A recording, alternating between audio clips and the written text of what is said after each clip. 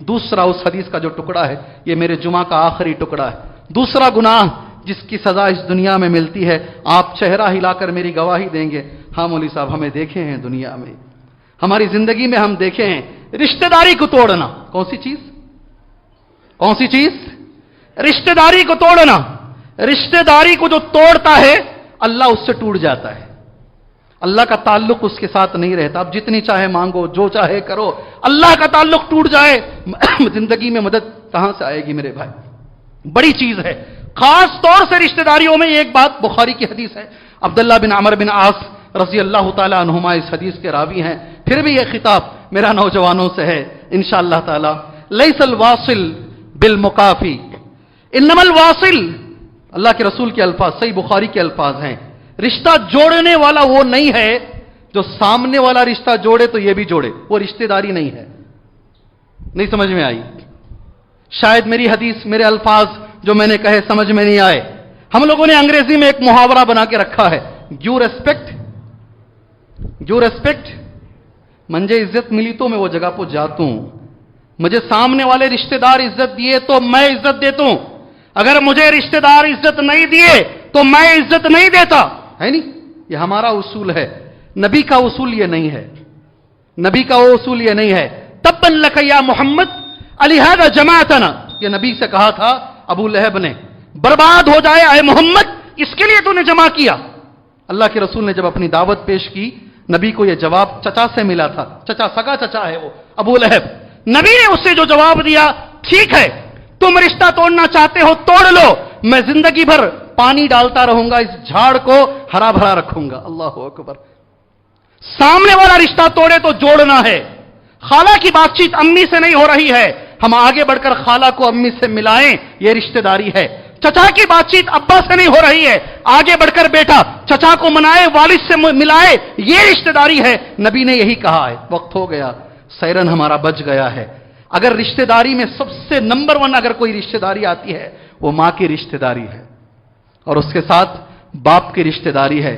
نبی نے کہا صلی اللہ علیہ وسلم، اس دنیا میں اگر آپ ماں باپ کے ساتھ بدسلوکی کرو گے، اللہ کی قسم تمہارے بچے تمہارے ساتھ کریں گے، ضرور کریں گے. میں تو تقریباً ہر ہفتے دیکھ رہا ہوں، آپ کب دیکھ رہے ہیں مجھے نہیں معلوم، میں تو ہر ہفتہ دیکھ رہا ہوں.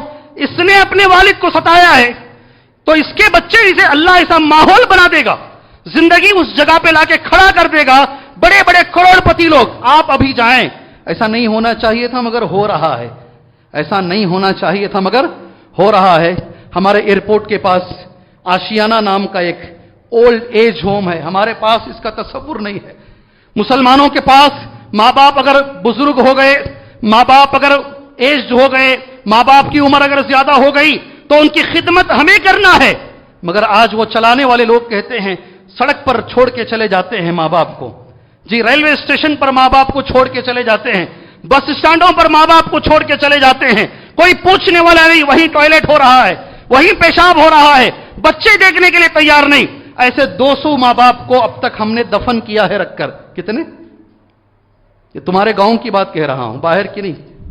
200 ماں باپ کو اب تک ہم نے دفن کیا ہے اور بچے جنازے میں تک نہیں آتے ہیں. یہ تمہارے شہر بنگلور کی حالت ہے. میں کوئی ہوائی باتیں نہیں کر رہا ہوں، جو چل رہا وہ کر رہا ہوں. اور ان بچوں سے میری گزارش ہے، کھاؤ اللہ کی قسم، میرے نبی کی حدیث کبھی غلط نہیں ہو سکتی.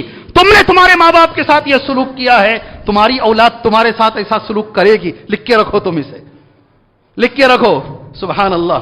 ہم نے سنا ایک چھوٹا سا واقعہ، اسے بول کے آج کا یہ جمعہ ختم کر لیں. اللہ سے دعا کرے اللہ تبارک و تعالیٰ ماں کی خدمت کی ہمیں توفیق عطا فرمائے، اللہ والد کی خدمت کی اللہ ہمیں توفیق عطا فرمائے، اللہ بڑھاپے کی عمر میں ان کی باتیں سننے کی اللہ ہمیں توفیق عطا فرمائے، ان کے تانوں کو سننے کی اللہ ہمیں توفیق عطا فرمائے. اس کے باوجود اللہ ہمیں ان کی خدمت کرنے کی اللہ ہمیں توفیق عطا فرمائے، صحیح نگاہ رکھنے کی توفیق عطا فرمائے، جواب نہ دینے کی اللہ تعالیٰ ہمیں توفیق عطا فرمائے، ان کے سامنے عاجزی سے کھڑے رہنے کی اللہ ہمیں توفیق عطا فرمائے.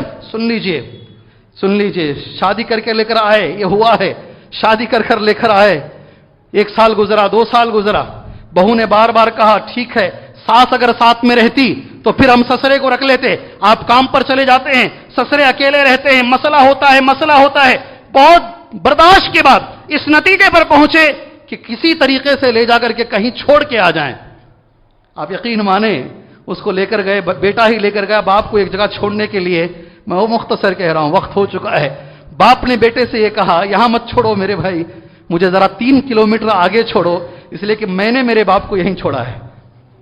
نہیں سمجھ میں آئی بات؟ میں نے میرے باپ کو یہیں چھوڑا ہے, تم یہیں چھوڑ دیے. ہو رہا ہے تمہارے بنگلور میں, ہو رہا ہے تمہارے شہر کے اندر, یہ ہو رہا ہے. اللہ ہمیں اس کی توفیق عطا فرمائے. اللہ تبارک و تعالیٰ جو جنت کی ضمانت دی گئی ہے ماں کے پیروں کے نیچے, اللہ تبارک و تعالیٰ وہ ہمیں حاصل کرنے کی توفیق عطا فرمائے.